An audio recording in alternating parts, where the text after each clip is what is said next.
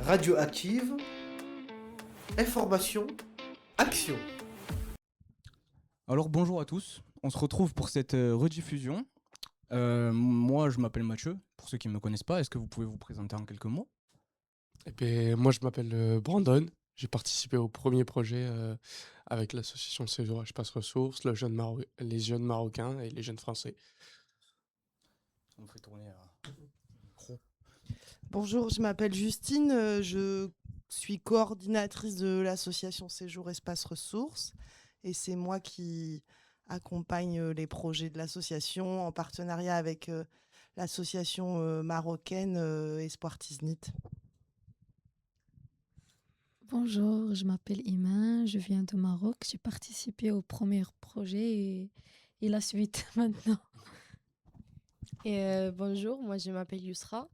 Je suis une des jeunes de le groupe de France qui a participé dans le projet au Maroc. Et on est ici pour la suite du projet ici en France.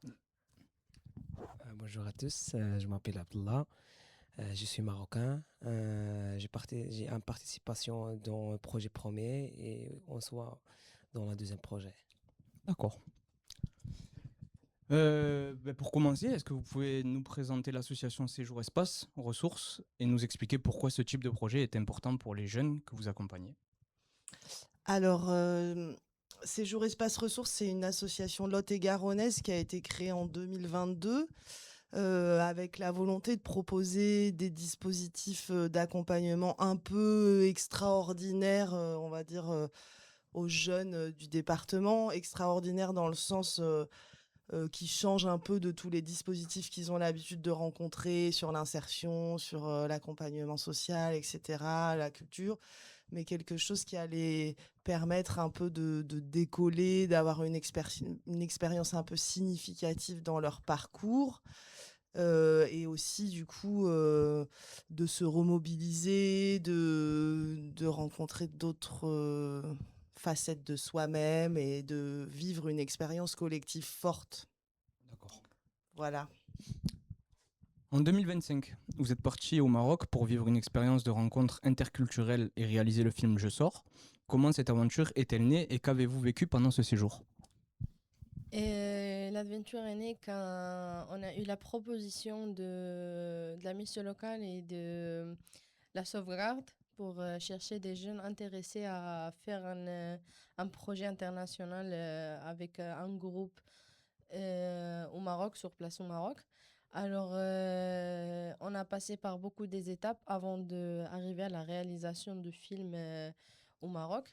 Ça a commencé pour ressembler premièrement le groupe qu'on avait besoin pour commencer ce travail-là. Un groupe qui a été choisi par l'association, la mission locale, la sauvegarde ensemble. Un groupe de 5 jeunes qui a traversé par plusieurs étapes après pour arriver au séjour même. On a fait des ateliers pour nous se connaître entre nous, créer des liens pour pouvoir partager tous ces moments ensemble et arriver à faire quelque chose de beau. Des ateliers pour commencer déjà à préparer le sujet de ce projet. On devait trouver un sujet qui était relationné, qui avait relation avec les ODD, les objectifs de développement durable. D'accord. Et après, des ateliers pour connaître le matériel cinématographique, un atelier départ pour voir qu'est-ce qui nous attend sur place, surtout pour les personnes qui ne connaissent pas le Maroc, etc.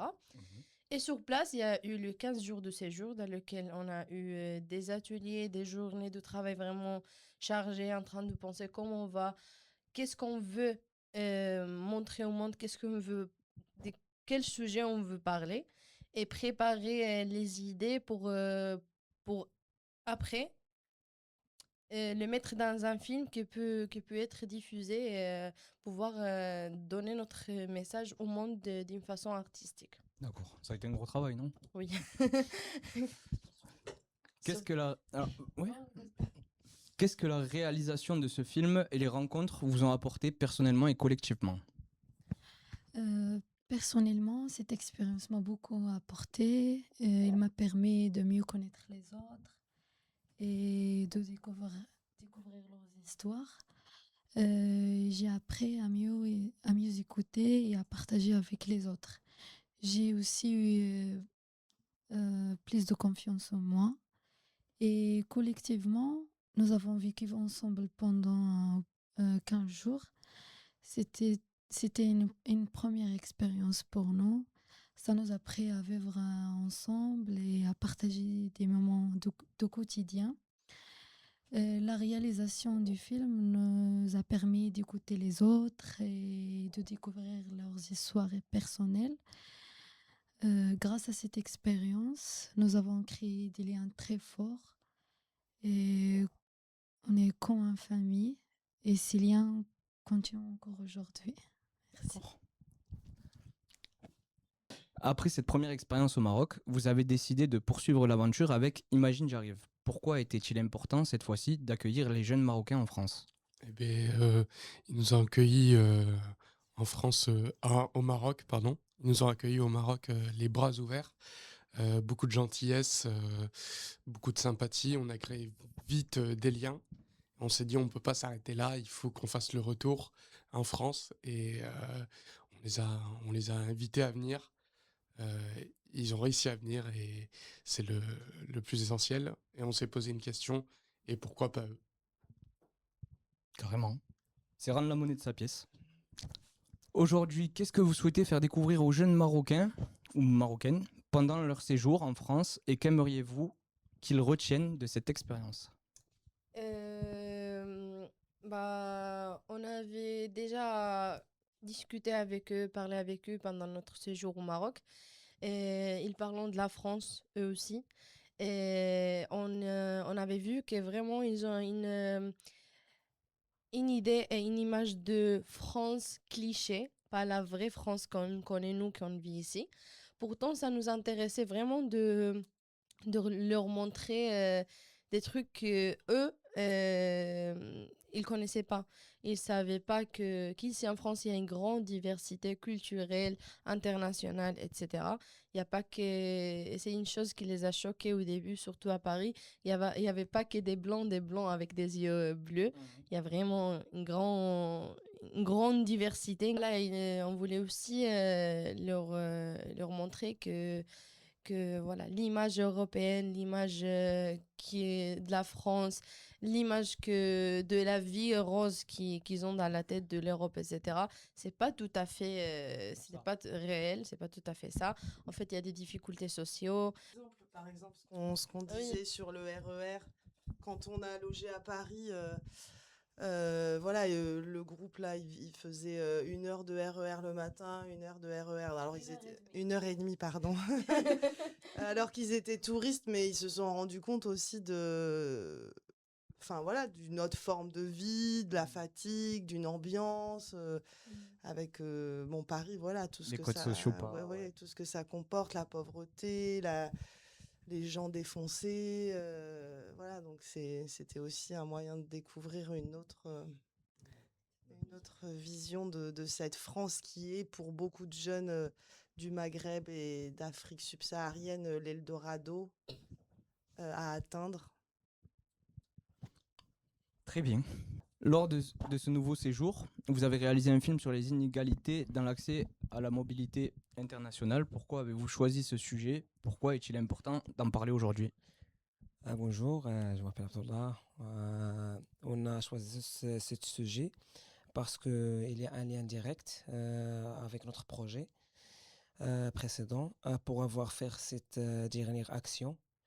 Ce deuxième film en France, on avait besoin de pouvoir voyager. Tout de suite, on a compris que ce n'est pas facile. On arrive qu'on soit possible à appeler ce projet Imagine J'arrive. On a décidé ce team parce que dans ce projet, on a trouvé nous comme difficulté ce problème de visa. On a assez raconté cette histoire. Très bien. À travers ce film, quelle histoire, quelle rencontre ou quelle voix souhaitez-vous faire entendre au public? Comme l'a dit Abdullah, ce projet, c'était vraiment un défi. Avec Jamal Idoumjoud, qui est donc le mon collègue partenaire de l'association Espoir Tiznit, on s'est un peu checké dans la main, on dit on va le faire, mais c'est chaud. Du coup, au-delà de raconter cette histoire qui est la nôtre, de groupe, ce film, il a aussi pour vocation de parler d'une problématique que la jeunesse, notamment du Maghreb, et je l'ai dit tout à l'heure, d'Afrique subsaharienne connaissent beaucoup, parce que on vit dans un monde très clivé entre le nord et le sud, et on a aussi envie de parler que cette aventure, qu'elle soit rendue possible, qu'ils aient pu venir nous voir, qu'on ait pu recevoir nos amis presque normalement. Après un long périple administratif, on a quand même, pour la petite anecdote, eu les visas le lundi à 16h, alors que le vol était le mardi à 6h du matin. Donc on a quand même vécu beaucoup de stress et voilà, et d'émotions. Finalement, voilà, donc cette histoire, elle est un peu ambassadrice de quelque chose qu'on voudrait possible pour beaucoup de jeunes, pour la jeunesse. En plus, le jour où ils sont arrivés à Orly, je suis allée les chercher à Paris. Il y avait des mômes qui étaient en train de se noyer dans la Méditerranée à Ceuta.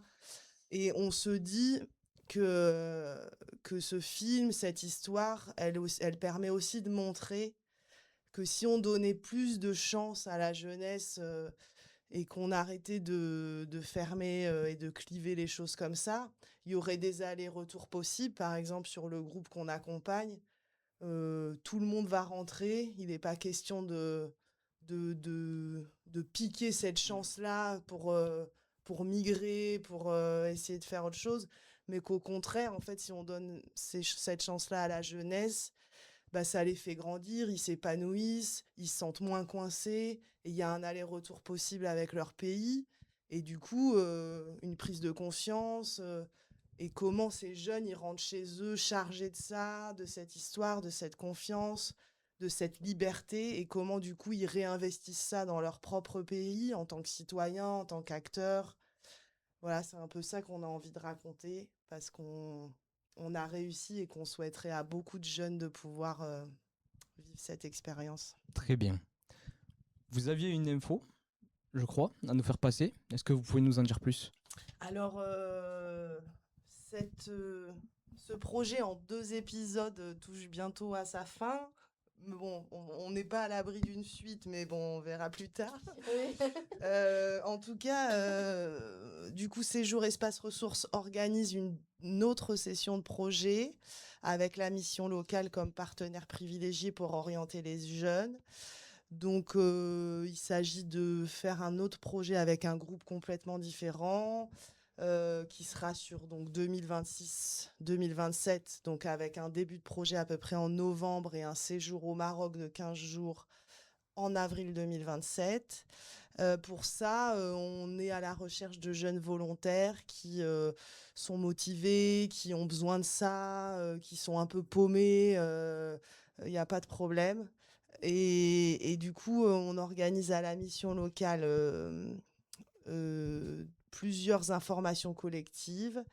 Donc, il y en a une le 10 septembre et le 15 septembre aussi, pendant la Semaine des mobilités internationales. La référente projet à la mission locale, c'est Aurélie Zorzetto. Donc, vous pouvez vous rapprocher d'elle si ça vous intéresse. Très bien, merci beaucoup. J'espère qu'au prochain épisode, vous reviendrez. Avec plaisir. Bon, retour sur le direct. Radioactive, du rêve plein tes oreilles.